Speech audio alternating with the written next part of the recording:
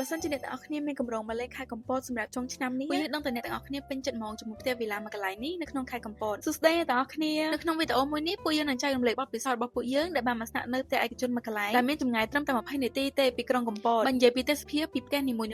គឺស្រស់ស្អាតមែនទែនជាមួយនឹងទេសភាពជើងភ្នំចុះអាប់នៅពេលព្រឹកទៀតហើយបើនិយាយពីផ្ទះវិញគឺការរចនាបែប modern ទាន់សម័យហើយសម្រាប់ផ្ទះនៅក្នុងវីដេអូមួយនេះគឺមានឈ្មោះថាដំណាក់ Viyo Soraya នៅអាម៉ាយ៉ាកំពតដែលនៅក្នុងផ្ទះនេះគឺមានបន្ទប់ទទួលភ្ញៀវមួយបន្ទប់គេង3បន្ទប់ទឹក3ចង្ក្រានបាយមួយពួកយើងពេញចិត្តមែនទែនជាមួយនឹងបន្ទប់ទទួលភ្ញៀវជាមួយនឹងសាឡុងសម្រាប់អង្គុយលេងមានទាំងទូទួលម៉ាស៊ីនត្រជាក់និងកង្ហារទៀតនិងអាងហែលទឹកធំល្មមសម្រាប់ក្មេងៗនិងមនុស្សធំហែលលេងហើយពីអាងហែលទឹកទៅអ្នកទាំងអស់គ្នានឹងឃើញទេសភាពភ្នំយ៉ាងស្រស់ស្អាតនៅទីនេះសម្រាប់ចង្ក្រានបាយគឺពួកគាត់មានគ្រប់សពបែបយ៉ាងទាំងអង្ករគ្រឿងទេសខ្ជូងសម្រាប់អាំងសាច់ម៉ាស៊ីនកម្ដៅម្ហូបទូទឹកកកគឺមានទាំងអស់តែម្ដងអត់ឲ្យអ្នកទាំងអស់គ្នាបាក់ខ្ចប់អីមកតាមខ្លួនច្រើនទេហើយនៅជាន់ជាមួយនឹងអាំងហែលទឹកក៏មានជាមួយនឹងបន្ទប់គេង2និងបន្ទប់ទឹកដាច់ដោយឡែកទៅតាមបន្ទប់នីមួយៗ